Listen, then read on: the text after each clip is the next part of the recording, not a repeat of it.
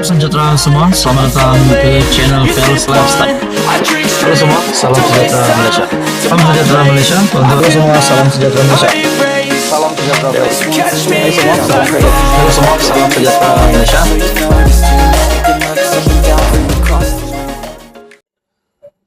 Tunduk Mahathir Mohamad, tak ada harapan lagi. Muhyiddin Yassin pun tak ada harapan lagi. Hadi Awang pun tak ada harapan lagi. Hamzah Zainuddin pun tak ada harapan lagi. Disebabkan Datuk Seri Anwar Ibrahim sudah pun menjadi Perdana Menteri selama setahun. Dan apa kesan yang baik sudah dibawa oleh Datuk Seri Anwar Ibrahim? Saya sebagai rakyat Malaysia, secara mata kasar, saya dapat lihat bahwa ada sahaja pendedahan daripada SPRM, tangkapan, ada saja yang direman, ditahan. Semua berkaitan dengan rasuah. Bukan saja melibatkan pemimpin-pemimpin politik yang kecil, tetapi juga melibatkan pemimpin politik yang besar. Contohnya Muhyiddin Yassin, Wan Saiful Wanjan, dan yang terkini, Syed Saddiq. Nah, saudara-saudara, adakah ini semua disebabkan reformasi yang dinyatakan oleh Datuk Seri Anwar Ibrahim setahun selepas beliau memegang jawatan sebagai Perdana Menteri? Kita boleh katakan Datuk Seri Anwar Ibrahim kekal menang di atas pemimpin-pemimpin yang saya sebut tadi, yang dah tak ada harapan.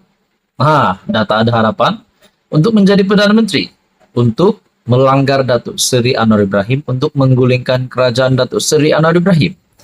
Disebabkan 2/3 sokongan ahli parlimen pun sudah ada di tangan Datuk Seri Anwar Ibrahim ataupun selaku pemimpin kerajaan perpaduan. Nah, saudara-saudara, apa yang berlaku selepas Datuk Seri Anwar Ibrahim menjadi Perdana Menteri? Sesuai perkongsian daripada artikel dari Malaysia Kini, setahun PM Anwar, perangi rasuah tahap maksimum, payung rahmah buat rakyat. Wow.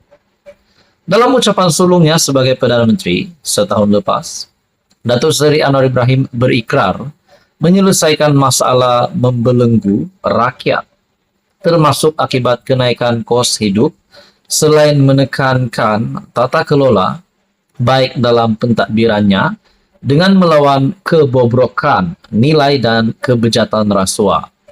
Walhasil, selepas setahun berlalu, Anwar bersama barisan kabinet Kerajaan Perpaduan dilihat membuat kemajuan ketara dalam mendepani pelbagai cabaran dalam negara, serta di peringkat global untuk membawa Malaysia kembali ke landasan menuju sebuah negara maju. Itu yang kita mahu, untuk melawan rasuah, membendung segala gejala rasuah di Malaysia, di kepemimpinan politik Malaysia.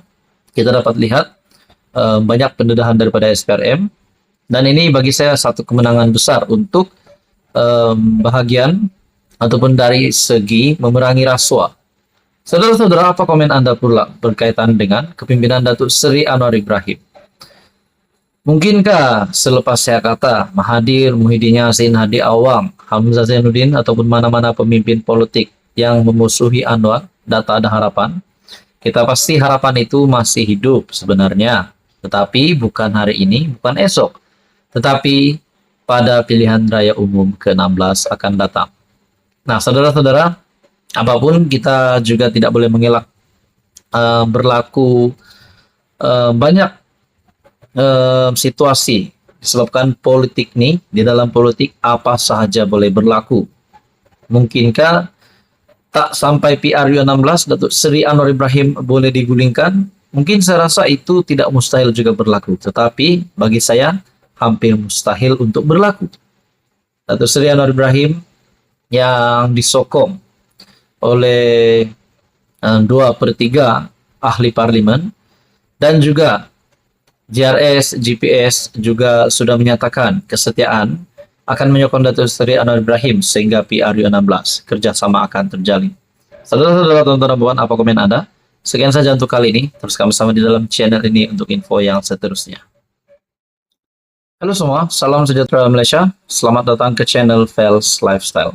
Info padu, info hangat disediakan di dalam channel ini. Saudara-saudara yang amat dihormati semua, terdapat satu kejutan baru berkaitan dengan keputusan terkini pembebasan Najib. Keputusan terkini Najib dibebaskan ataupun tidak. Sudah pasti banyak pihak yang bertungkus lumus agar Najib dapat dibebaskan dengan apa cara sekalipun. Kita juga tahu satu-satunya jawaban untuk mendapatkan kebebasan Najib adalah melalui pengampunan diraja. Nah, adakah Datuk Seri Anwar Ibrahim sebagai Perdana Menteri akan menyokong hal ini? Nah, banyaklah spekulasi dibuat. Datuk Seri Anwar Ibrahim yang melantik Zahid menjadi timbalan Perdana Menteri disebabkan Barisan Nasional yang telah menjadi salah satu pihak yang memainkan peranan penting di dalam pembentukan kerajaan perpaduan hari ini yang dipimpin Datuk Seri Anwar Ibrahim.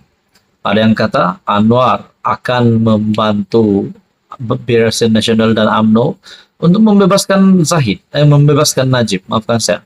Tetapi semua itu menjadi spekulasi. Kita pun tak tahu adakah Datuk Seri Anwar Ibrahim akan mengambil langkah itu ataupun bagaimana. Tetapi yang kita tahu, jawaban yang pasti adalah bagi isu pengampunan keputusan terkini Najib dibebaskan adalah satu-satunya jawaban adalah daripada yang di Pertuan Agong ataupun keputusan pengampunan diraja. Nah, saudara-saudara, keputusan terkini yang saya boleh kongsikan, di mana salah satu pihak yang telah menyokong pengampunan Najib, di mana dikongsikan daripada artikel Malaysia Kini, MIC lulus resolusi sokong pengampunan Najib. MIC meluluskan resolusi agar Perdana Menteri Anwar Ibrahim membawa isu pengampunan dan pembebasan bekas Perdana Menteri Najib Razak kepada Yang di-Pertuan Agong. Resolusi itu dikemukakan Timbalan Presiden MIC M. Saravanan semasa ucapan penggulungan pada mesyuarat Agung tahunan AGM ke-77 parti itu di MAEPS PS ataupun MEPS Serdang. MIC akan tetap menghargai jasa Najib yang banyak membantu pembangunan kaum India di negara ini. Sebagai tanda penghargaan, MIC membawa resolusi meminta kerajaan memberi pengampunan diraja kepada Najib dengan segera. Lebih 1.500 delegasi yang hadir ke mesyuarat itu kemudian sebulat suara menyokong resolusi tersebut.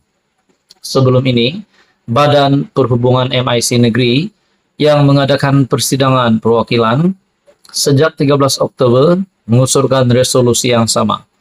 Nah, saudara-saudara, terdapat dua kesan yang saya dapat lihat di sini.